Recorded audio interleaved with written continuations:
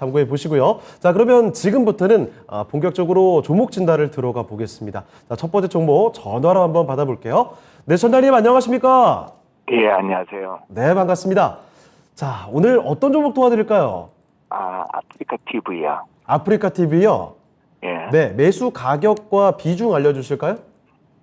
105,600원 15%. 105,600원에 15%요. 예. 네, 혹시 아프리카 TV 그 매수하신 지는 얼마나 되셨을까요? 예, 지금 꽤 됐는데 그쵸. 그렇게 많이 되지는 않았어요. 근데 예. 제가 심어준 누가 또 추천을 해줘서 그렇군요. 들어갔는데 많이 떨어졌다고 지금 들어가면은 괜찮다고.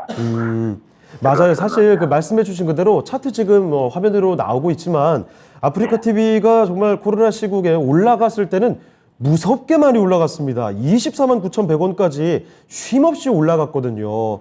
그런데 그 말씀해 주셨던 10만 원대 매수하신 구간 그 정도까지만 해도 이거 너무 많이 떨어졌다 싶을 때였는데 아쉽게도 그 뒤로 더 떨어졌습니다. 지금은 이제 7만 원 아래까지 내려왔는데 문제는 도무지 올라갈 기미가 잘 보이지가 않네요.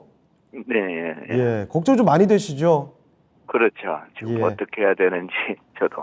알겠습니다. 시장도 이렇게 어려운 상황 속에 정말 잘 갔던 이 종목 어디까지 이렇게 떨어질까 걱정만 쌓여갑니다. 자, 그러면 아프리카 TV가 계속 진짜 이렇게 떨어질 만한 종목인 건지 다시금 상승할 만한 여지는 없는 건지 어디까지 그리고 상승한다면 봐야 되는지 이런 점 한번 봐드릴게요. 네. 네, 알겠습니다. 자, 그러면 김영일 전문가와 함께 아프리카 TV 지금부터 살펴보겠습니다. 자, 전문가님. 아프리카 TV 정말 올라갈 때만 해도 이렇게 잘 갈 수 있나 싶었는데 떨어지는 속도 그리고 폭도 정말 좀 무섭습니다. 어디까지 내려가야 되겠습니까, 이거? 네, 일단 아프리카 TV 같은 경우에 역시나 네. 이 코로나 특수 이 수혜를 받았었던 기업들 중에 이제 하나였죠. 네. 이제 뭐 네이버, 카카오와 같이 광고 플랫폼 관련해서 이제 아프리카 TV가 광고 수익이 또 상당히 비중이 높기 때문에 이런 부분에 있어서 상당히 크게 이제 수혜를 받았었습니다. 예. 그리고 지금 현재 주가가 계속해서 떨어지는 부분에 대해서는 역시나 시장 환경에 대한 부분이겠죠. 지금 아프리카 TV가 사실 실적이 안 나오고 있는 게 아닙니다. 실적은 이제 꾸준하게 좀 우상향을 하면서 네. 지금 계속해서 이 별풍선이 유명하잖아요. 별풍선. 그렇죠. 예, 그 다음에 광고 매출 계속해서 증가하고 실적도 이제 올라가는 그런 이제 흐름인데 주가는 반대로 가고 있는 그런 상황이다라고 봐야 될 것 같아요. 뭐 반대로 가고 있는 이유는 역시나 이 시장에 대한 어떤 상황들. 지금 현재 시장 상황이 뭐 알고 계시겠지만 성장주가 가기에는 약간은 조금은 힘든 상황입니다. 네. 전체적으로 성장주의 투심이 줄어들 수밖에 없는 것이 지금 이제 긴축에 대한 이야기들이 계속해서 많이 나오고 있고 네. 금리 인상에 대한 이야기들이 많이 나오고 있기 때문에 상대적으로 이런 환경에서는 성장주 쪽에 투심이 몰리기에는 조금은 많이 힘들죠. 때문에 앞서 언급해 주셨던 네이버, 카카오도 계속 뭐 신적 가고요. 그렇죠. 유동성이 조금 많이 줄어들다 보니까 이제 네. 이러한 부분에 있어서 약간은 투심이 줄어들 수밖에 없는 섹터가 아닌가라고 보여집니다. 예. 그러면서 최근에 이제 뭐 시장에서 올라가는 종목들이 사실 뭐 알고 계시겠지만 실적이 좋다고 올라가는 게 아니죠. 앞서 말씀드렸던 뭐 모트렉스 같은 종목들도 뭐 당장의 실적은 나오고 있기는 하지만 엄청나게 또 좋은 종목은 아니거든요. 네. 그런데 역시나 이 정부 정책발 혹은 이제 뭐 앞으로 자율주행에 대한 기대감 이런 이제 이슈들로 올라가는 것이기 때문에 지금 현재 상태에서 아프리카 TV는 당장의 실적이 굉장히 좋기는 하나 아직까지 시장에서 소외되어 있다라는 점이 쟁점이 될 것 같습니다. 때문에 일단 지금 현재 아프리카 TV 같은 경우에는 어느 정도 시장이 조금 자리 잡아주는 흐름이 필요하죠. 그런데 뭐 당장 내일 이제 FOMC 결과가 발표가 될 거고요. 그 다음에 FOMC가 지나가고 나서도 이제 조금 일정들이 많이 남아 있습니다. 바로 또 2주 뒤에 CPI 지수 발표가 되고요. 그러면서 또 이 금통이 다시 또 12월 FOMC 등등 해서 계속해서 이제 올해는 일정들이 많이 남아 있고 긴축에 대한 이야기들이 또 많이 앞으로도 많이 남아 있다 보니까 아무래도 이 시장의 이 유동성은 계속해서 조금 줄어들 수밖에 없을 것 같아요. 네. 그러면서 지금 또 이 속보로 나온 게 러시아에서 또 이 총 동원 부분 동원령이죠. 그런데 이제 예비군들을 전체적으로 좀 동원하겠다라고 이제 이야기를 또 한 상태이기 때문에 네. 전쟁이 또 추가적으로 조금 더 장기화가 될 수 있다라고 하면은 아직까지 지금 현재 이 인플레는 잡히기에는 단기간에는 힘들 것이다라고 이제 보여집니다. 그러면은 지금 현재 성장주에 대한 투심은 살아나기까지는 아직까지는 시간이 조금 더 필요하다라고 보여져요. 다만 이제 말씀드렸듯이 아프리카 TV 같은 경우에 실적은 계속해서 꾸준하게 또 올라가고 있는 상황입니다. 그러면은 지금 현재 상태에서 실적이 계속해서 좋아진다라고 하면은 주가는 언젠가는 바닥을 잡고 반등이 나올 만한 그런 구간을 만들어낼 수 있다라는 뜻이 되겠죠. 때문에 아프리카 TV는 지금 당장의 어떤 대응을 하기보다는 마찬가지로 약간의 시간을 두고 여유롭게 조금 지켜보는 관점이 필요한 상태입니다. 그러면서 이제 다시 한번 성장주들이 또 이 올라갈 수 있을 만한 그런 이제 시기가 도래하겠죠. 시장에 이제 어느 정도 유동성이 다시 한번 안정이 되면서 투심이 돌아온다라고 하면 이제 성장주들이 전체적으로 또 순환이 돌 수 있는 그런 이제 환경들이 만들어질 거고, 그러면 이제 아프리카 TV 같은 경우에도 바닥을 어느 정도 확보를 해주고 그 다음에 다시 한번 또 반등을 할 수 있는 그런 이제 흐름들이 만들어질 것이다라고 보고 있습니다. 지금 보게 되면은 저점 계속해서 좀 갱신을 하고 있어요. 저점을 계속해서 갱신을 하면서 하락을 하고 있기 때문에 추가적인 조정은 예상을 하셔야 됩니다. 추가적인 조정은 나올 수가 있는데 다만 이제 이 정도 구간에서는 뭐 보시면 아시겠지만 떨어질 대로 떨어졌죠. 지금 이미 고점 대비 거의 70%가 넘게 떨어진 상황이기 때문에 떨어질 대로 떨어진 상황에서는 조만간은 바닥을 잡고 그 다음에 반등할 만한 그런 구간들을 만들어낼 것이다라고 보고 있습니다. 그러면 그런 구간에 이제 어느 정도 이 거래량이 들어오는 그런 이제 구간들이 또 있겠죠. 긍정적인 거래량들. 앞서서 상승이 나오기 전에도 굉장히 큰 거래량이 나오면서 결과적으로는 이런 이제 힘을 모으고 상승이 나와줬거든요. 때문에 바닥 잡고 이런 이제 거래량들이 나오는 구간을 어느 정도 이제 파악을 했다가 그 구간에 오히려 이제 추가 매수를 조금 노려서 진행을 하면은 수익 만회는 또 충분히 가능한 종목으로 어느 정도는 판단이 되거든요. 때문에 지금 당장의 추가 매수나 혹은 어떠한 대응보다는 조금은 여유로운 관점으로 지켜봤다가 바닥 잡고 이제 추가 매수 구간이 올 때 그때 다시 한번 질문 주시면 또 상세하게 또 전략 잡아드릴 수 있을 것 같습니다. 네, 알겠습니다. 자, 전달님, 지금 아프리카 TV를 지금 시장 상황도 그렇고 당장 어떻게 판단하시기는 좀 아닌 것 같습니다. 일단은 이대로 홀딩하시면서 지켜보시다가 바닥을 완전히 잡고 반등이 나왔을 때 그때 추가 매수를 내서 어떻게 나올까 전략을 좀 구체적으로 세워야 되지 않을까 싶네요. 지금은 일단 지켜보는 시기라는 점 말씀을 해주셨습니다. 혹시 뭐 추가적인 궁금증 있으십니까? 예, 고맙습니다. 감사합니다. 알겠습니다. 없습니다. 지켜보시다가 한 번 더 연락 주세요. 네, 네, 기운 내시길 바랍니다. 네. 네, 이렇게 전화 종목 진단을 해봤습니다. 아프리카 TV 종목 진단해봤고요. 이건 뭐 잘 갔던 종목인데 이렇게 내려가는 속도도 정말 좀 빨랐네요. 아무쪼록 손실이 많이 있으시지만 힘내시길 바라고 다음에 또 새로운 기회 노려보시면 좋을 것 같습니다. 자, 아프리카 TV 전화 상담을 해봤고요. 자, 다음 종목으로 바로 넘어가 보겠습니다. 신일석 캐스터 어떤 종목이죠? 네, 유튜브를 통해서 들어온 진단 신청입니다. 태진박님, 히림에 관한 종목 고민이고요. 9,750원에 12% 갖고 계십니다. 진단 부탁드립니다. 라고 보내주셨네요. 히림 같은 경우에는 네옴시티 관련주로 알려져 있죠. 오늘 장 초반에는 소폭 상승하기도 했는데 오늘 결국 좀 장 마감할 때는 하락하면서 마감했네요. 오늘 종가 기준으로 8,930원에 마감을 했고요. 매수가 기준으로 보시면 현재 약 10% 미만의 한 8% 정도의 손실 구간에 계신 것 같습니다. 네, 네옴시티 관련주 최근에 좀 흐름이 좋기도 했는데 또 가장 최근에는 조금 우하향하는 흐름으로 마감하고 있습니다. 어제만 해도 이 사우디아라비아 관광부 차관과 원희룡 국토부 장관이 면담을 갖고 양국의 협력 방안을 논의했다는 소식이 있었는데요. 생각보다는 좀 주가의 흐름이 좀 잘 가지는 못하는 모습입니다. 네, 어떻게 대처하면 좋을지 우리 태진박님의 사연 새벽 유 전문가님께 여쭤보도록 하겠습니다. 전문가님 어떻게 대처하면 좋을까요? 네, 앞서 잘 설명을 해주셨습니다. 그 히림 같은 경우에는 건축 설계 종합 이런 회사인데 지금 네옴시티 관련해가지고 굉장히 뜨겁게 반응을 보여주다가 주가 흐름을 굉장히 다이나믹하게 보여주다가 최근 조정이 좀 들어왔습니다. 근데 이제 곧 11월이면은 들어옵니다. 방한을 하죠. 사우디 왕세자가. 그러면 여기에 대한 기대감으로 그 일전에 벌써 움직이기 시작할 겁니다. 물론 매크로적인 이런 환경들이 우호적이진 않겠지만 그럼에도 주가라는 것은 기대감을 먹고 올라갈 수 있는 것들이기 때문에 저는 히림이라는 종목이 거짓말처럼 61선 지지를 받쳐줬습니다. 그렇다라면은 이 8,800원 라인, 이 정도 8,700원 라인에서 지지를 받아줬는데 노란색 라인이 보이실 겁니다. 자, 이렇게 지지를 받고 올렸다라는 거는 그러면은 추가적인 상승을 한번 기대해봐도 좋지 않을까라고 보고 있고요. 진입하신 가격대가 높을 수도 있어요. 높을 수도 있다라고 생각은 하지만 주가의 흐름을 보게 된다라면 2년 동안의 주가 흐름을 본다라면 굉장히 다이나믹합니다. 네옴시티도 있고 그리고 가덕도 신공항도 있고 그리고 이 종목 같은 경우에는 지금 동남아 쪽에서도 굉장히 열심히 수주 전쟁을 하고 있습니다. 합작법인을 통해서 베트남 쪽에서도 수주를 받아오려고 하고 있고 스마트 시티 관련해서 또 자카르타 이쪽도 있죠. 그러면은 해외 수주 모멘텀이 굉장히 많은 종목인 만큼 한 번쯤 기대해봐도 좋겠다라고 말씀을 드리고 싶고요.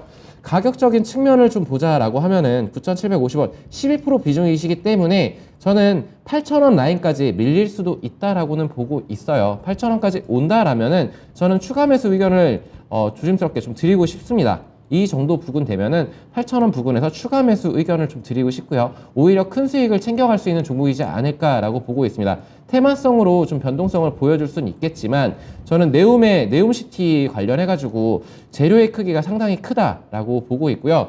그리고 이 종목하고 같이 움직였었던 종목들이 뭐 많은 종목들이 있겠지만 한미글로벌 같은 종목들도 있었습니다. 근데 그 종목 같은 경우에 저는 IR 부서에 전화를 해봤거든요. 히림에는 전화를 해보진 않았어요. 이것이 사실이냐 확인차 연락을 드렸었고 분위기를 보려고 했는데 굉장히 바빴습니다. 그렇다라는 것은 동종업계인 히림 또한 마찬가지 흐름을 보여주지 않을까라고 생각을 합니다. 그래서 추가 매수를 했음에도 주가라는 것은 또 밀어버릴 수도 있습니다. 그렇다라면은 7,700원 라인 여기가 저는 지지라고 보고 있어요. 지지 라인이라고 보고 있는 게 단기적인 지지 라인이거든요. 이 라인을 무너뜨린다라면 다시금 좀 힘든 구간들을 좀 지나갈 수 있겠다 싶어서 8,000원 추가 매수 의견을 드리면서 그리고 만약에 밀린다라면 7,700원 그 추가 매수한 물량은 던지자라고 말씀을 드리고 싶고요. 그리고 나머지 물량들은 들고 가셔서 큰 수익을 좀 챙겨 가셨으면 좋겠습니다. 목표가는 11,000원 그 이상까지도 바라봐도 좋을 것 같다라고 말씀을 드리겠습니다. 네, 히림 살펴드렸습니다. 일단 이 종목 긍정적으로 볼 수가 있을 것 같네요. 자리 잘 지켜주면서 다시금 상승할 에너지 충분히 보여진다는 겁니다. 자, 그래서 일단은 만약에 밀린다면 8,000원 정도에서는 추가 매수도 가능할 것 같은 종목이고요. 자, 그리고 목표 주가 매수가 이상까지 보겠습니다. 11,000원까지 목표 주가 보셔도 되는 종목일 것 같네요. 자, 태진백님께서 보내주신 종목이죠. 히림에 대한 상담을 도와드렸습니다. 아무쪼록 수익 충분히 내시고 나오시면 좋겠네요. 자, 이렇게 두 번째 종목 진단까지 해봤고요. 저희 또 유튜브로도 이렇게 살펴드리고 있지만 전화 종목 진단 계속 해드리고 있습니다. 전화 주시죠. 02-325-8200으로 전화 주시면 되겠습니다. 여러분의 전화 기다리고 있을게요. 그리고 뭐 전화뿐만 아니라 유튜브 채팅창에 얼마든지 쉽게 남겨주실 수도 있죠. 유튜브 통해서도 종목 진단 계속 올려주시죠. 자, 그럼 저희 또 다음 종목 가보겠습니다. 어떤 종목인지 신희석 캐스터. 네, 유튜브를 통해서 들어온 두 번째 진단 신청입니다. 제갈공명님이고요. 앵커님 반갑습니다 라고 인사를 또 남겨주셨네요. LB세미콘에 관한 종목 고민인데요. 매수가는 9,720원, 비중은 5%입니다. 매수가에서 탈출 가능한지 진단 좀 부탁합니다 라고 귀여운 이모티콘과 함께 남겨주셨네요. 네, LB세미콘 반도체 후공정 기업이죠. 매수가 9,720원에서 아마 매수를 하셨다고 하는 거 보니까 고점 부근에서 매수를 하신 걸로 보입니다. 네, 굉장히 높은 가격에서 매수를 하셨기 때문에 지금은 손실 구간에 계신데요. 약 14% 정도의 손실 구간에 계신 걸로 보이네요. 네, 조금 지금 가지고 계신지 좀 되신 것 같은데 마음이 좀 아픕니다. 네, 전고점까지 다시 좀 가격이 도달할 수 있을지 전문가님께 여쭤보도록 하겠습니다. 김영일 전문가님, LB세미콘 전고점 다시 도달할 수 있을까요?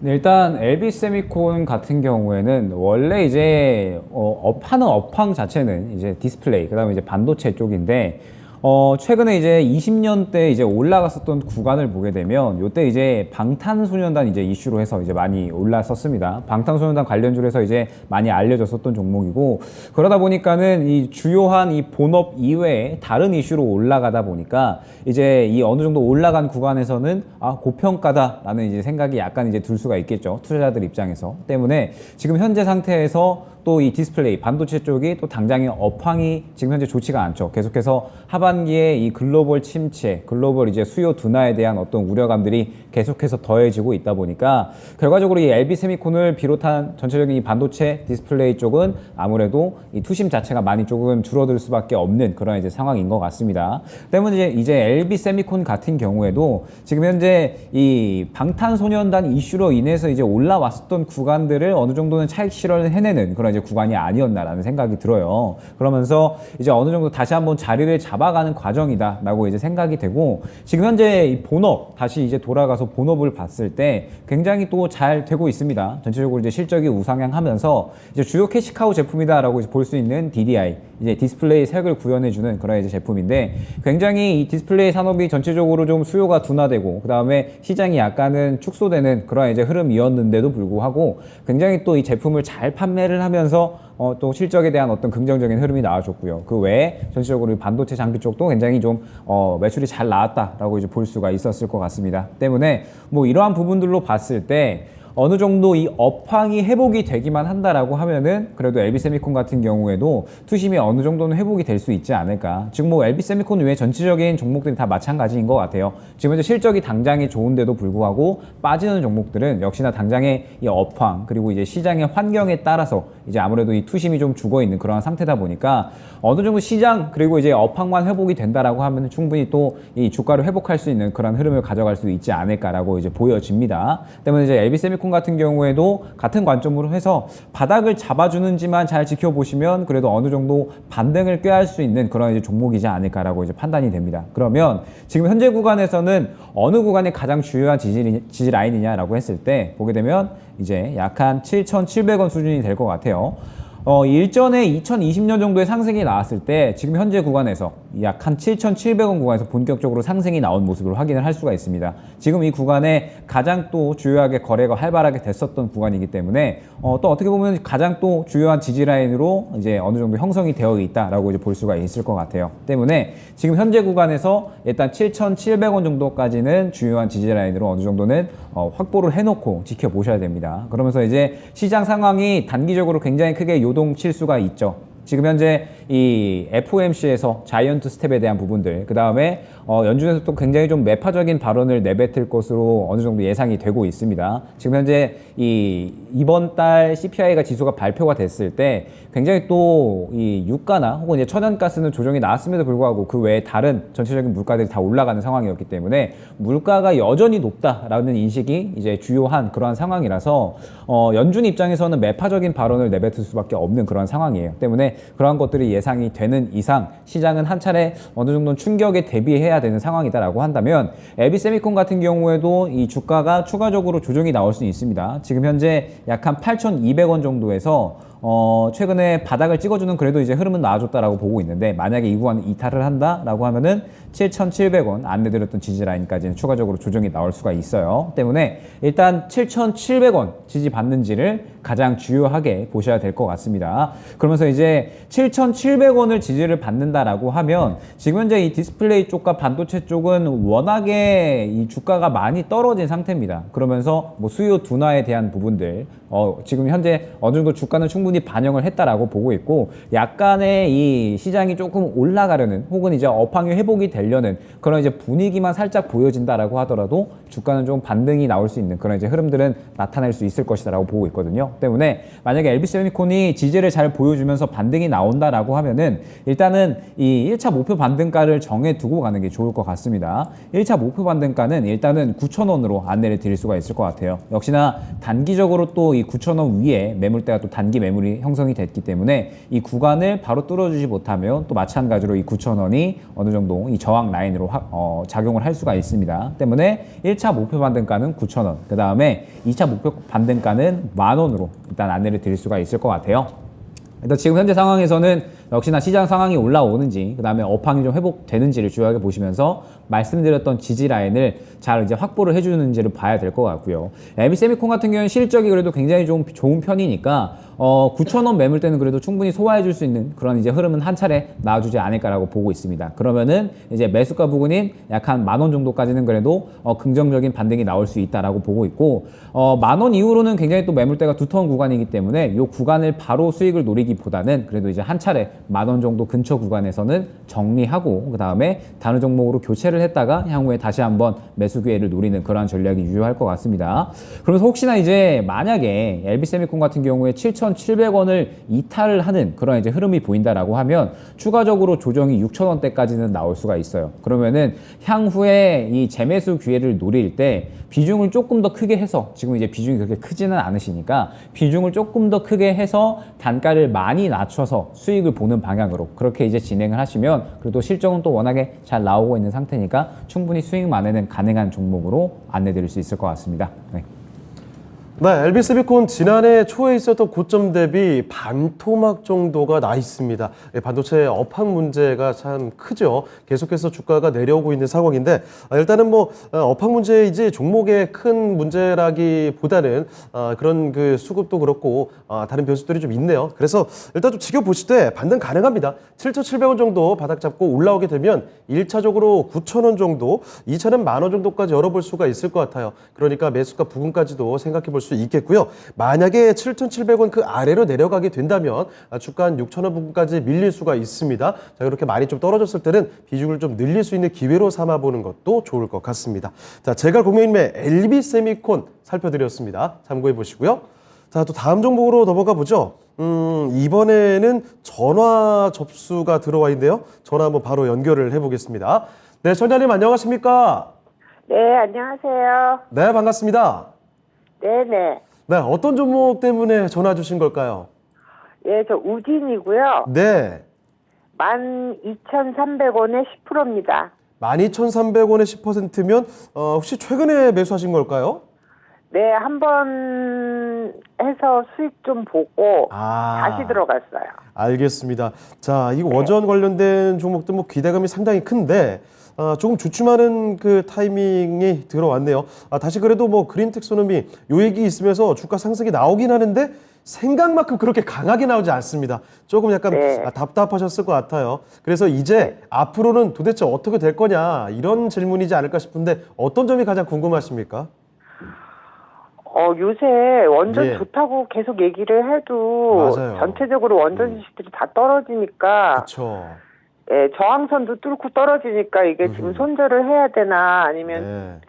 조금 더 비중을 더 실어봐야 되나 그게 궁금해서 전화드렸어요. 알겠습니다. 참 고민되는 타이밍이 맞습니다. 자, 우진 그러면 여기서 계속 좀 떨어질지 아니면 오히려 믿음 갖고 추가 매수해봐도 괜찮은 자리일지 앞으로의 전망 좀 알아볼게요. 네. 예. 자, 유세백 전문가와 함께 이야기를 해보겠습니다. 자, 전문가님, 앞서 저희가 오프닝 때 BHI 이야기도 했는데 우진에 대해서 좀 어떻게 봐야 되는지 좀 살펴주시죠. 아까도 말씀을 드렸었는데 네. 진짜 이상형 월드컵에서도 말씀을 드렸는데 네. 제 탑픽은 이제 BHI 그리고 좀 안정적인 종목은 두산 에너빌리티 그리고 좀 그 다음 쪽으로 계속 보는 종목들은 오르비텍, 우진 이렇게 말씀을 드렸습니다. 예. 제가 선호하는 종목들은 왜 수익을 봤었으니까 그리고 좋은 기억이 있었으니까 지금 시청하시는 시청자님도 좋은 기억이 있고 그리고 이 종목에 대한 확신이 살짝 흔들리신 것 같아요. 하지만 이 종목 원자력 관련주 중에서 계측기 시스템 이쪽을 하는 업체고 그리고 저는 이 종목이 실적도 같이 기반해서 올라오고 있다라는 점 그리고 테마성으로도 볼 수도 있겠지만 지금 단기적인 상승 추세는 꺾였습니다. 네. 물론 무너뜨렸어요. 이렇게 단기적 그 지지 라인이었던 121선을 이탈을 했습니다. 그러면은 짧은 기간 동안에 수익을 챙기기에는 이제 이탈을 했다라는 거는 좀 시간은 다소 필요하겠죠. 그렇다라면은 그 기간이 길 것이냐 짧을 것이냐 그건 정확하게 저도 파악하기는 힘들겠지만 네. 적어도 3개월 이내에는 뭔가 액션이 일어나지 않을까라고 보고 있습니다. 그래서 지금 추세 이탈을 했지만 오늘 그 살짝 장기적인 추세를 본다라고 하면은 장기적인 추세는 무너지지 않았어요. 241선을 지키고 있습니다. 이 자리에서 그리고 이 자리에서 지켜줬습니다. 241선을 지켰다라는 말은 다시금 추가 반등이 나올 수 있다. 기술적으로도 반등이 나올 수 있고 진입가 부분까지는 무난하게 올 것이다라고 말씀을 좀 드리고 싶고요. 네. 이 원자력이 뭐 어떻게 보면은 지금 테마성으로 많이 움직였다 아니면 정책 수의 기대감이다 라고 볼 수도 있겠지만 실적 또한 따라옵니다. 정부에서 일감을 주고 있고 거기에서 한수원이랑 정부가 적극적으로 밀어붙이고 있고 여기에 잭팟이 터진다라면 정말 모르는 일이죠. 아까 BHI를 보여드렸는데 이 종목 같은 경우에 2010년도 이때 주가가 그 위에 있었습니다. 저 위에 있었어요. 그럼 과거의 영광을 향해서 다시금 달려갈 수 있는 탄력이 있지 않을까라고 보고 있습니다. 그래서 저는 실적도 따라올 것이고 그리고 모멘텀도 있고 살아있기 때문에 저는 지금 이 구간 손절 구간은 아니라고 생각을 하고 있어요. 시간은 다소 소요가 될 수 있을지 모르겠지만 저는 목표가 그 3고점 라인인 그 14,000원 라인까지도 충분히 갈 수 있는 종목이라고 좀 말씀을 드리겠습니다. 근데 왜 14,000원이라고 했느냐? 추가적으로 더 멀리 보실 분들은 보셔도 돼요. 하지만 지금 시장 불안하잖아요. 그렇죠. 그렇기 때문에 줄 때 챙겨 먹자라고 말씀을 드리겠습니다. 네, 알겠습니다. 자, 전달님 너무 불안해하실 건 없을 것 같습니다. 이 종목 긍정적으로 볼 수가 있겠고요. 손절 생각까지는 하지 않으셔도 될 것 같습니다. 물론 뭐 시간이 뭐 단기간에 빨리 올라갈 건 아니겠지만 두고 보시면 14,000원까지 충분히 가능할 것 같고요. 물론 더 멀리 본다면 더 갈 수도 있겠지만 일단은 시장 상황 감안해서 14,000원 정도까지 생각해 보시면 어떨까 싶네요. 수익 보고 나올 수 있을 것 같습니다. 참고되셨습니까? 네, 감사합니다. 알겠습니다. 나중에 또 전화 주세요. 네. 네. 자, 이렇게 전화 종목 진단 해봤습니다. 긍정적인 마음 갖고 우진 지켜볼 수가 있겠네요. 종목 진단 하나 또 해드렸고요. 자, 다음 종목으로 넘어가 볼까요? 이번에는 유튜브에서 찾아봤습니다. 유튜브에서 한여름님께서 보내주신 종목이네요. 안녕하세요. 맥스트입니다. 17,200원의 비중 10%. 추가 매수해도 될까요? 라는 질문인데 맥스트 주가가 정말 많이 내려갔죠. 고점 잘 나왔을 때는 48,000원대까지 갔던 종목입니다. 그것도 바로 지난해 하반기 수준이었어요. 그런데 올 한해 계속 좀 고생하고 있는 종목이죠. 현재 15,500원까지 내려가 있는 상황. 최근장에 아마 매수를 하신 것 같은데 이만하면 저점이겠다 싶었던 가격이지만 거기서 조금 더 내려갔습니다. 얼마 전까지만 해도 메타버스 관련주들 흐름이 약간 좀 오긴 했는데 금방 또 내려가네요. 자, 그러면 맥스트 지금 시점에서 추가 매수해서 오히려 더 비중을 늘려갈 수 있을 만한 종목인지 진단을 해드리겠습니다. 자, 김영글 전문가와 함께 이야기해 볼 텐데요. 자, 전문가님, 맥스트입니다. 이 종목 어떻게 해야 되겠습니까? 네, 일단 맥스트 같은 경우에 이제 XR, 이제 가상 확장 현실 솔루션 전문 기업입니다. 그러면서 이제 최근 시장에서 굉장히 이 가상 현실 메타버스 관련된 이야기들이 많이 나왔죠. 이제 뭐 최근에 뭐 9월에 뭐 메타와 퀄컴이 완전한 이제 뭐 가상 현실 세계 만들겠다라고 하면서 향후에 뭐 10억 명 이상이 메타버스 이용할 것이다라고 이제 이야기를 했고, 그러면서 뭐 삼성에서도 이 XR 기기들을 이제 계속해서 좀 출시 예정에 있죠. 그리고 이제 맥스트 같은 경우에 삼성과 굉장히 좀 작고 귀여운 금액이긴 하지만 약 한 2.7억 정도의 이제 솔루션 계약을 또 맺은 이제 바가 있습니다. 정말 작고 귀여운 금액이네요. 네, 작고 귀엽습니다. 네. 네. 그렇기 때문에 이 맥스 같은 경우에는 어느 정도 이 기술력을 확실하게 조금 가져놓은 상태에서 국내 굴지 대기업들과 충분히 또 계약을 맺을 만한 그런 이제 어느 정도 기술력을 확보를 한 그런 이제 기업이다라고 볼 수가 있을 것 같아요. 이제 약한 해외를 통틀어서 2만 개 정도의 개발사가 맥스트의 기술을 이용하고 있다라고 이제 봐주시면 좋을 것 같습니다. 그만큼 뭐 성장성은 확실한 기업이다라고 볼 수가 있을 것 같은데, 역시나 지금 현재 시장 자체가 뭐 말씀드렸듯이 성장주에는 투심이 약간은 쏠리기가 힘든 상황이죠. 이슈가 있어야지 어느 정도는 투심이 돌아올 수가 있는 그런 상황인데, 메타버스, 가상현실 같은 경우에는 저는 이번 FOMC가 지나가고 나면 한 차례 정도 또 어느 정도 탄력이 나올 것이다라고 보고 있습니다. 왜냐라고 했을 때 하반기에 이 XR 기기들이 전체적으로 또 출시가 되고, 그러면서 이 메타버스 쪽은 실질적으로 이 실적에 대한 부분들이 조금씩 이야기가 나오고 있는 상태이기 때문에 당장 눈앞에 있는 이슈다라고 이제 봐야 될 것 같아요. 때문에 이러한 이야기들이 나오게 된다라고 하면은 메타버스 관련주들은 한 차례 또 강하게 탄력이 나올 수가 있다라고 보고 있고, 뭐 맥스 같은 경우에는 기존에 또 대장으로 움직였었던 종목이기 때문에 마찬가지로 어느 정도 이 탄력이 잘 나와줄 수 있을 것이다 라고 보고 있습니다. 때문에 일단 맥스는 홀딩하고 좀 더 이제 지켜보되, 추가 매수에 대해서 일단은 말씀을 주셨는데 지금 현재 구간에서 당장 추가 매수하기에는 약간의 리스크가 있지 않을까라고 보여져요. 이제 뭐 알고 계시겠지만 말씀드렸듯이 지금 이제 FOMC, CPI 지수 등등 해서 굉장히 또 일정들이 많이 있습니다. 때문에 미리 이 단가를 잡고 추가 매수를 하고 기다리는 것보다는 어느 정도 시장에서 이야기가 나올 때 그때 이제 비중을 실어서 어느 정도 좀 단기적으로 대응을 하는 게 저는 가장 좀 훌륭하다라고 이제 판단이 되거든요. 때문에 일단 맥스트 같은 경우에는 지금 당장에 어떤 대응을 하기에는 조금은 지켜봐야 될 구간이다라고 이제 보여지고 있고, 일단 1차 목표 반등가는 약 2만 원 수준으로 안내를 드릴 수가 있을 것 같습니다. 수정해서 18,500원 수준으로 일단 안내를 드릴 수 있도록 할게요. 이제 18,500원 수준에서 보시게 되면은 굉장히 또 매물대들이 많이 두터운 모습을 확인을 할 수가 있기 때문에 18,500원을 일단은 1차 목표 반등가로 이제 잡고 가시고, 그러면서 뭐 지금 보시면 아시겠지만 상장하고 나서 계속해서 지켜줬던 단가입니다. 지금 이 단가를 계속해서 깨지 않고 보시게 되면은 이 단가에 도달을 할 때마다 굉장히 강한 거래가 들어왔어요. 그죠? 그러면서 이제 어느 정도 담아가는 모습들이 계속해서 보여졌기 때문에 지금 이 단가 약 한 14,500원 정도의 단가가 굉장히 강한 이 지지 심리가 형성이 되어 있는 구간이다라고 보고 있습니다. 때문에 이 구간만 깨지 않으면 넥스트 같은 경우에는 이 구간에서는 꾸준하게 모아가면 또 쉽게 수익이 나올 수 있는 그러한 종목이다라고 보고 있거든요. 때문에 일단 지금 현재 상태에서는 시장이 또 굵직한 일정들이 굉장히 많이 남아 있으니까 당장은 추가 매수 대응을 하기보다는 조금은 이제 확실하게 지지를 밟는지 이 부분을 좀 지켜보면서, 뭐 결국에 이제 이 올라가기 위해서는 항상 또 중요한 게 수급이잖아요. 수급이 어느 정도 치고 올라오면서 자리를 어느 정도 잡아줄 때, 그때 이제 오히려 또 달리는 말에 올라타는 식으로 비중을 이제 어느 정도 확대를 하게 되면 저는 1차 목표가인 약 한 18,500원 정도 수준까지는 충분히 또 무난하게 반등이 나올 수 있는 그러한 종목으로 보고 있습니다.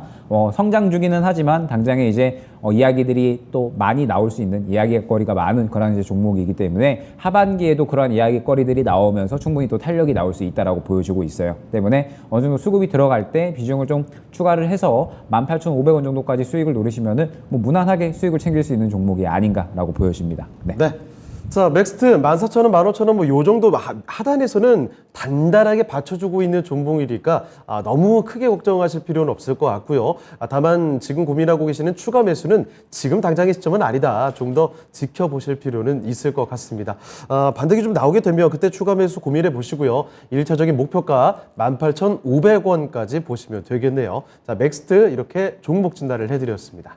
자, 또 다음 종목으로 가보죠. 자, 이번에 살펴볼 종목은요, 유튜브에서 보라미님께서 남겨주신 종목이네요. 정말 강했던 종목인데 지금 어느새 이렇게 많이 내려갔을까 하는 대표적인 종목 중에 하나죠. 심택입니다. 자, 기판업체 대표적인 종목인데 36,500원에 비중이 75%시네요. 가격 보고서는 최근에 매수하신 줄 알았는데 사연을 보니까 그게 아닙니다. 비중도 그렇고요.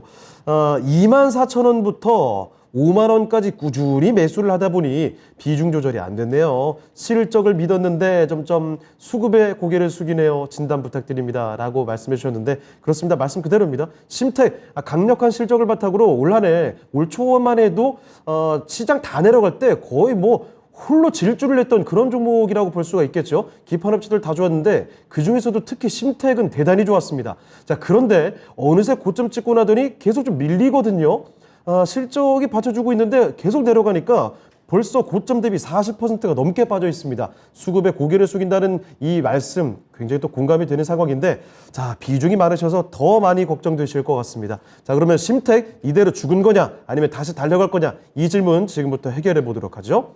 자, 유세벽 전문가와 함께 이야기해 볼 텐데요. 전문가님, 심택 고점 대비 정말 많이 내렸습니다. 네, 많이 내렸습니다. 갈 때 안 됐습니까? 네. 갈 때 안 됐습니까, 다시? 올라가야죠. 네. 네. 결론부터 말씀드리면 홀딩입니다. 홀딩이고 그리고 지금 비중 조절을 좀 못했다라는 부분은 이 부분은 좀 짚고 넘어가고 싶어요. 네. 그 몰빵 투자가 나쁘다, 안 좋다, 뭐 이렇게 말씀을 드리는 건 절대 아니지만 네. 이 한 종목에 이렇게 좀 비중이 너무 많이 실려 있으면 추가적인 대응을 하기가 굉장히 어렵습니다. 그렇기 맞아요. 때문에 현금도 어느 정도 확보를 해 두셨으면 좋겠고, 그리고 지금 수익 구간을 계속적으로 줬던 종목이에요. 네. 근데 너무 큰 욕심을 부린 건 아닌가. 근데 이 종목이 안 갈 종목이냐라고 말을 한다면 저는 단연코 갈 종목이다라고 말씀을 좀 드리고 싶습니다. 네. 심택 홀딩스에서 인적 분할돼가지고 나온 종목인데, 심택은 뭐 기판 업체로 너무나 잘 알고 있죠. 그리고 벌써 그 주가가 지수가 눌리고 있음에도 심택, 대덕전자, 코리아서킷 이 기판 업체들은 굉장히 날아다녔습니다. 네. 고공행진을 하다가 좀 밀리기 시작하면서 지금 이거 문제 생긴 거 아니야 라고까지 우려스러운 부분이 있겠지만, 지금 제가 볼 때는 지금 진입하신 가격과 굉장히 가깝습니다. 그래서 걱정하지 말라라는 건 아니고요. 과거 사례를 좀 보여드리도록 할게요. 심택 같은 경우는 15년부터 차트가 있는데, 심택 홀딩스를 한번 보게 되면은 네. 이 차트를 한번 쫙 줄여서 보겠습니다. 그러면은 과거에 화려했던 전적이 있습니다. 그때 당시에 어떤 부분을 말씀을 드리고 싶냐라면은 이 부분을 말씀을 드리고 싶어요. 14년도에서 15년도 이때가 언제였었냐? 그 DDR3에서 4로 넘어가던 그 시기입니다. 그 시기에 주가가 이렇게 멋있게 올라갔어 우상향했었던 그러니까 주가가 한 5,000원에서 11,000원 그러니까 2배가 뛰었었던 그런 구간입니다. 그렇죠. 그렇다가 인적 분할하면서 이렇게 크게 밀렸는데 심텍 홀딩스를 설명드리는 게 아니고 심텍이란 종목이 앞으로 추가 상승 모멘텀이 어떻게 있느냐라고 했었을 때 저는 DDR4에서 5로 넘어가는 지금 이 시점, 이제 곧 도래할 시점에 저는 다시 한번 탄력받고 움직일 수 있다라고 말씀을 드리고 싶고 예. 그것이 선반영됐던 부분이 지금 사파이어 레피드라던가 좀 딜레이되고 있어요. 그리고 전방 산업이 좀 안 좋습니다. 반도체 지금 뭐 엔비디아를 봐도 알 수 있을 것 같아요. 반도체 업황 사이클 자체가 별로 그렇게 좋지만은 않지만 그럼에도 갈 종목은 갑니다. 실적은 배반을 안 한다라는 부분을 가지고 종목에 대한 확신이 있다라면 저는 기다려 봤으면 좋겠고 그리고 그럼에도 한 43,000원 이 부근에서는 한번 저항을 받을 것으로 예상이 돼요. 예. 지금 61선과 241선이 121선과 241선 데드 크로스 날려고 하는 시점입니다. 그렇다라면 여기서 덜컹거리면서 저항을 매물대 소화 과정을 지켜갈 겁니다. 그러면은 저는 비중의 일부분은 좀 여기에서 수익 구간이니까 좀 덜어내시면 좋겠다라고 보고 싶고요. 나머지 물량들은 좀 길게 가지고 가자. 장기 투자해도 나쁘지 않을 종목이다라고 말씀을 좀 드리고 싶습니다. 손절가 따로 안 드리고 싶고요. 네. 지금 비중이 75%니까. 근데 그럼에도 32,000원 이탈하면은 32,000원 다음 지지대. 지금이 바닥이다? 모릅니다. 그거는 32,000원 무너뜨리면 또다시 힘든 구간을 지나올 수 있으니까 이때는 또 완전히 매도가 아니고 손절이 아니고 비중을 좀 덜어내자라고 말씀을 드리겠습니다. 네. 자, 심태, 갈 종목이다라는 점을 다시 한번 확실히 말씀을 해주셨고요. 아래 위로 가격을 기억해 주시면 좋겠습니다. 아래쪽에서는 42,000원 정도, 위에는 43,000원 정도에서는 비중을 좀 덜어내고 보유를 해보자라는 점 기억해 두시면 좋겠습니다. 자, 이렇게 보람이님의 심태까지 살펴드렸고요. 종목 하나만 좀 더 가보겠습니다. 자, 이번에는 유튜브 종목인데요. 민트초코님께서 가지고 계신 종목이네요.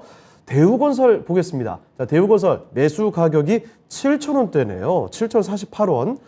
비중도 아이고 많으십니다. 이 40% 갖고 계시고요. 그런데 지금 현재 주가가 4,760원까지 이 종목도 참 주가 많이 내려왔죠. 고점 9,500원대에서 지난해 한 5월 무렵이었는데 6월쯤이었는데 그 뒤로 뭐 반토막 딱 떨어져 있습니다. 자, 그러면 매수가까지 과연 언제쯤 올 수 있을까 질문이신데 바로 여쭤볼게요. 김영길 전문가님, 대우건설 매수가까지 가능할까요? 어떻게 보십니까? 네, 일단은 지금 현재 대형 건설사들 조금은 이제 우려감들이 있는 모습이에요. 네. 지금 이제 대우건설 같은 경우에 2분기 실적이 약간은 좀 좋지 않게 나온 상황이었습니다. 역시나 뭐 인플레로 인해서 이제 원자재 값들이 계속해서 좀 높아지다 보니까 지금 현재 이 대우건설 같은 경우에도 2분기 실적이 좀 상당히 좋지 않게 이제 나왔고 그러면서 이제 하반기로 접어들었는데 지금 현재 하반기로 접어들면서 주택 시장에 또 새롭게 이 키워드가 또 나왔죠. 미분양 공포라는 이제 키워드가 나왔습니다. 지금 현재 우리나라 금리가 계속해서 올라가고 있죠. 미국이 금리를 계속해서 또 올리고 있는 상황이기 때문에 우리나라도 어쩔 수 없이 금리를 따라가야 되는 그런 이제 상황인데 지금 이제 미국에서 이야기가 나오는 부분은 이번에 FOMC, 그 다음에 11월, 12월 내년까지 해서 계속해서 4.5% 이상에 대한 이야기가 나오고 있습니다. 그럼 지금 현재로부터 2%를 더 높이는 거거든요. 그러면 우리나라 같은 경우에도 지금 현재 2.5%인데 여기서 추가적으로 금리를 더 올릴 수밖에 없을 겁니다. 그러면 금리를 더 올린다고 했을 때에는 당연히 부동산 시장은 더더욱 위축이 될 수밖에 없고 그러다 보니까 지금 현재 이 주택 시장, 건설 시장에 말 그대로 미분양 공포라는 새로운 키워드가 생겨난 겁니다. 그래서 이제 이미 착공이 된 그런 이제 아파트들이 굉장히 많은데 지금 계속해서 이 미분양 사태가 일어나고 있다라고 해요. 그러면은 미분양이 일어난다라고 했을 때 이 건설사들에는 당연히 또 자금 조달이 안 된다 보니까 실적에 또 크게 악영향이 있을 수밖에 없겠죠. 때문에 이러한 부분들이 하반기에 건설사들에도 추가적인 악재로 작용을 하고 있다라고 이제 봐야 될 것 같습니다. 물론 이제 뭐 이 부분과는 반대로 국내에 이제 좀 미분양 공포가 계속해서 이어지다 보니까 해외 이제 뭐 최근에 뭐 네옴시티 필두로 해서 전체적으로 또 해외에서는 이 수주권들을 따내올 건들이 또 굉장히 굉장히 많거든요. 때문에 해외 수주를 또 활발하게 진행을 하고 있는 그런 이제 상태가 지금 현재 건설사들인데, 역시나 또 국내 내수가 또 잘 이루어져야지 또 해외 사업도 잘 되는 것이기 때문에 지금 현재 내수가 어느 정도는 또 다시 원활하게 돌아가야 되는데, 지금 당장의 이 건설사들의 어떤 업황을 봤을 때 당장 좋아지기에는 조금은 힘들지 않을까. 이러한 지금 현재 금리 인상에 대한 기조는 내년까지도 계속해서 이어질 것이기 때문에 건설사들의 어떤 이 주가 회복은 시간이 조금은 걸리지 않을까라고 이제 판단이 됩니다. 그러면서 지금 현재 보게 되면 주가가 약 한 4,500원 수준에서 지지라인 좀 확보를 하고 있는 것 같아요. 이 구간을 이탈을 하게 되면 어느 정도 조정폭이 나올 수가 있습니다. 이 구간을 지켜주는지가 중요하고, 만약에 혹시나 이 4,500원을 이탈을 하게 된다라고 했을 때는 상당히 좀 조정폭이 4,000원 혹은 이제 3,000원대까지도 나올 수가 있을 것 같거든요. 그러면은 굉장히 긴 시간을 기다려야 되고, 반등이 나온다라고 하더라도 현재 구간이 1차 목표 반등가가 될 겁니다. 때문에 지금 이제 비중이 조금 많으신 만큼, 만약에 혹시나 4,500원을 이탈을 하게 된다라고 했을 때에는 어느 정도 비중 축소를 해서 향후에 건설사들 실적 회복에 대한 이야기가 나올 때 추가 매수 노리는 게 첫 번째. 그 다음에 만약에 지금 현재 구간을 지켜준다라고 하면 1차 목표 반등가가 5,000원이 될 겁니다. 그런데 마찬가지로 5,000원 구간에 도달을 한다라고 하더라도 굉장히 매물대가 두터워요. 때문에 지금 현재 구간을 또 바로 뚫기가 어렵다라고 한다면 지금 현재 상태에서는 비중을 조금은 줄여서 향후에 이제 건설사들 분명 실적 회복에 대한 이야기는 나올 겁니다. 그 구간까지 기다렸다가 추가 매수하는 전략이 가장 유효하지 않을까 생각이 됩니다. 네. 네. 자, 민트초코님의 대우건설을 끝으로 오늘 종목 진단은 마무리해 보도록 하겠습니다. 자, 지금부터는 내일장 전략에 대한 이야기 좀 들어보죠. 자, 유세백 전문가님, 내일장 전략 어떻게 보십니까? 지금 현재 예측보다는 뭐 결과 발표를 기다려야죠. 그렇죠. 네. 어떻게 될지는 모릅니다. 파워레이브에서 저번처럼 7분 만에 연설 끝내고 딱 돌아서가지고 뭐 그냥 굉장히 힌트 안 주고 이렇게 나갈지 네. 봐야 될 것 같은데, 왜 썩 좋은 말은 안 나올 것 같아요. 근데 75 베이시스 포인트 올린다. 뭐 어쨌든 간에 시장은 벌써 충격을 한번 줬다라고 생각을 하고 있고요. 네. 여기에서 100포인트를 올린다. 이러면은 좀 한번 충격 오겠죠. 네. 그러면은 저가 매수의 기회를 삼아야 할지, 근데 업종별로 좀 선별해야 되는 구간이지 않을까라고 생각을 합니다. 내일은 좀 관망세 유지하면서 이 결과 발표를 좀 주목을 해봐야 되고, 그리고 기존 의견을 좀 유지하고 싶어요. 네. 저는 좋아하는 섹터 어디냐라고 했었을 때 방산, 신재생, 네. 2차 전지, 네, 로봇 되게 좋아합니다. 역시 이쪽, 가는 게 계속 가능해요. 네, 가는 놈들 갑니다. 조정 주면은 저는 잡을 생각을 굉장히 많이 하고 있고 잡고 있고, 네, 물론 근데 진입을 하더라도 분할 매수로서, 분할 매수와 풀베팅이랑은 좀 다르죠. 네. 네, 그리고 분할 매수를 한다 그러면 분명히 밀릴 거 감안하고 들어가는 겁니다. 네, 그런 것들, 그리고 내용 관련해서도 좀 관심을 한번 가져봤으면 좋겠고, 시크니컬 업종, 이런 업종들이 좀 안 좋죠.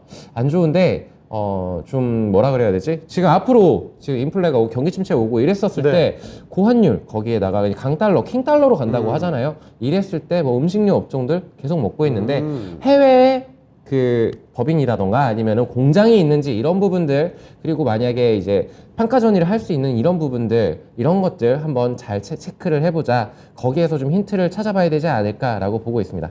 네, 알겠습니다. 자, 유세백 전문가의 내일장 전략 포인트를 좀 짚어드렸고요. 이번에는 김영 전문가께도 바로 여쭤볼게요. 전문가께서는 내일장 전략 어떻게 보고 계십니까? 뭐 저도 크게 네. 다르지 않습니다. 역시나 이제 FOMC 결과를 보고 움직여야 되는 지금 현재 구간이라고 보고 있고, 그렇죠. 뭐 FOMC 결과가 어떻게 나오든 이제 약간은 매파적인 발언이 저는 나올 것으로 조금 예상을 하고 있어요. 예, 그렇기 때문에 매파적인 발언이 나온다라고 했을 때 충격은 있겠지만 시장의 분위기는 한 차례 변화를 할 것이다라고 보고 있습니다. 네. 이제 FOMC 지나가고 나서 바로 다다음 주에 CPI 지수 발표가 있는데 어찌됐든 이 FOMC라는 결과가 나온 이상 시장은 한 차례 또 수급의 이동이 있을 것이고, 그렇다라고 했을 때 뭐 가던 종목이 추가적으로 가도 그전 종목들을 잡아가도 좋을 것이고, 그 다음에 새롭게 출연하는 섹터들을 잡아도 좋을 겁니다. 중요한 건 선별적인 매매를 계속해서 좀 진행을 해서 확실하게 좀 시장을 이겨낼 수 있는 종목도 잡아가는 게 굉장히 중요하다라고 볼 수가 있을 것 같고, 그러면서 이제 시장의 분위기가 바뀐다라고 했을 때 뭐 여태까지 이제 강세가 나왔었던 태조 이방원 이제 뭐 많이 기억을 하시겠지만 한 차례 지나갔습니다. 그리고 이제 새로운 섹터군들이 나와야겠죠. 뭐 새로운 섹터군들이다라고 한다면 뭐 말씀 주셨듯이 강달러, 이제 킹달러 환율 이제 수혜 받을 수 있는 뭐 완성차라든지 뭐 혹은 이제 우리 OEM 쪽, 그다음에 조선 쪽 등등 해서 수출 중심의 이러한 기업들 잘 살펴볼 필요가 있을 것 같고요. 그것 외에 이제 시장을 이겨낼 수 있을 만한, 오늘 특징주로 가졌던 모트렉스 같은 경우에도 어느 정도 이제 시장을 이겨낼 수 있을 만한 그런 이슈가 있다 보니까 굉장히 또 강한 상승이 나왔기 때문에 그러한 종목들 수급주 위주로 좀 선별적인 매매를 잘 진행을 해야 될 때가 아닌가 판단이 됩니다. 네. 자, 이렇게 두 분 전략 들어봤습니다. 두 분 전략은 오늘 여기까지 듣도록 하죠. 여기서 보내드리도록 하겠습니다. 네, 두 분 오늘 말씀 고맙습니다. 감사합니다. 네, 진짜 쉬운 진단 오늘 여기서 마치도록 하겠습니다. 지금까지 다양한 투자 판단에 대한 도움 말씀드렸죠. 하지만 특정 종목의 상승이나 하락을 보장하진 않습니다. 이 점 꼭 좀 기억해 주시고요. 저희는 내일 이 시간에 다시 뵙도록 하겠습니다. 시청해주신 여러분 고맙습니다.